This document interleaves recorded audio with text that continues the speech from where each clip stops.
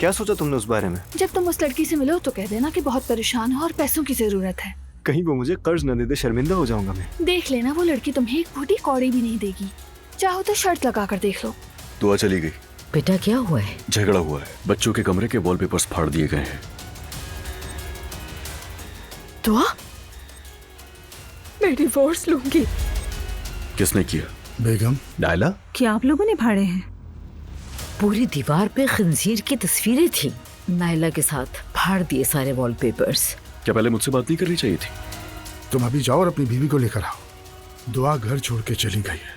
मसला क्या था? खंजीर वाला वॉलपेपर बहू ने लाकर बच्चों के कमरे में लगा दिया है, वही सारी फजूल बातें। दीवार पे खंजीर वगैरह की तस्वीरें, ये सब तो फजूल बातें हैं। वॉलपेपर्स फाड़ दिए उन्होंने।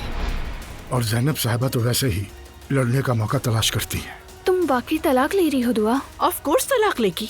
मैं तलाक लूंगी। आप फिक्र मत करें भाई, अजलान किसी न किसी तरह दुआ को मना लेगा। और 2 बच्चों के बाद तलाक कैसी? हमारे यहाँ तलाक शलाक नहीं होती, अपने बच्चे संभाले और घर में बैठे। मैं तलाक लेना चाहती हूँ तुमसे। दुआ, ये फजूल की बकवास बंद करो, मैं तुम्हें लेने आ रहा हूँ। घर पर बात करेंगे हम दोनों। अदालत में ही बात होगी तुमसे।